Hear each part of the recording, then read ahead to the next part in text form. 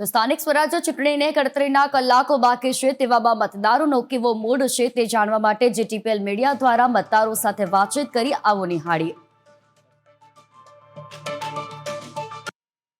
એટલે કે મત આપવો જ જોઈએ હંમેશા। શું કહેશો કાંતાબેન, સૌથી પહેલો મત તમે આપશો, શું કહેશો? સૌથી પહેલો હા, ટાઈમ મળે તો સૌથી પહેલો જવાનું, નકર પાછળથી જવાનું, પણ મત આપવાનો સાથે।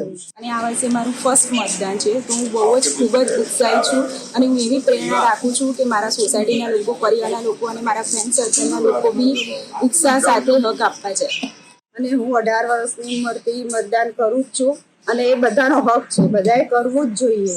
અને ત્યાં મજબૂત ઉપર વ્યવસ્થા સારી હોય છે, પોલીસ હોય છે, આરએફના જવાનો હોય છે, બધી વ્યવસ્થા સારી હોય છે।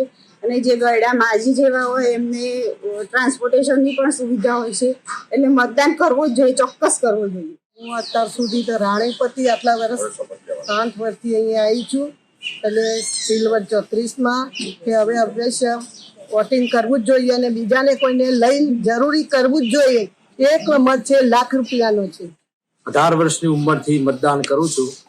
આજની તારીખમાં 26 તારીખે સવારે 8 વાગે મત બૂથ ઉપર જતો રહીશ અને મારા પરિવાર સાથે, મારા સોસાયટીના દરેક સભ્યોને સાથે લઈ અને સવારે જેમ બને વહેલું વોટિંગ કરાવી દઈશ। ત્યાં સુરક્ષા પણ સારી હોય છે, કોઈ તકલીફ હોતી નથી અમદાવાદ મહાનગરપાલિકાની। આપણે મતદાન કરવું જોઈએ। ભારત એ લોકશાહીનો દેશ છે, એટલે લોકશાહીને મજબૂત બનાવવા માટે દરેક માણસે મતદાન કરવું જોઈએ અને મહિલાઓ બી ઘરના કામમાંથી સમય કાઢીને મતદાન કરવા માટે અવશ્ય જવું જોઈએ અને યુવાનો બી મતદાન અવશ્ય કરવું જોઈએ। અમારા સોસાયટીના બધા મેમ્બર્સને અમે અપીલ કરીશું કે સવારે વહેલા જ મતદાન કરી દો। આ ગરમીનો દિવસ છે, પછી ગરમીમાં બીમાર પડાય।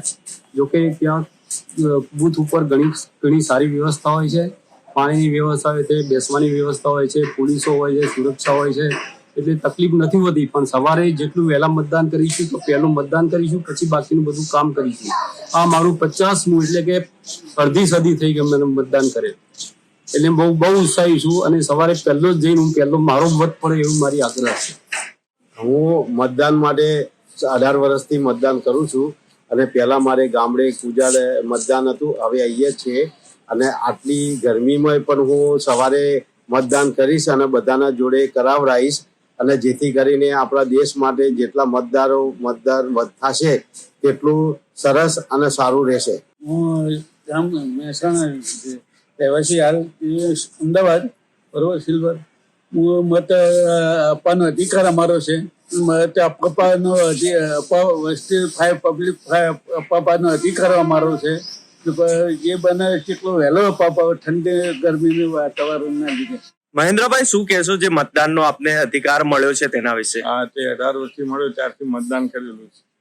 કઈ કઈ જગ્યાએ મતદાન કર્યું છે? પરિવાર સાથે? શરૂઆતમાં ગામમાં કરેલું છે, લગભગ બાકીના બધો સમય અમદાવાદ સિટીમાં કરેલું। શું કહેશો, આ વખતે મતદાન? સરકારી નોકરીમાં પ્રિસાઇડિંગ ઓફિસર તરીકે કામ પણ કરેલું છે। શું કહેશો, આ વખતે મતદાન કેવી રીતે કરવા? ફરજિયાત કરવું જરૂરી। રમેશભાઈ, શું કહેશો, આ વખતે જે ગરમીનો પ્રકોપ છે, કેવી રીતે મતદાન કરવા જશો?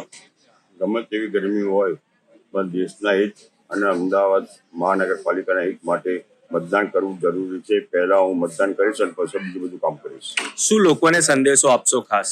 બસ મતદાન પહેલા કરવાનો સંદેશો આપીશ, ફટાફટ। એક સાથે મતદાન કરવા જઈશું।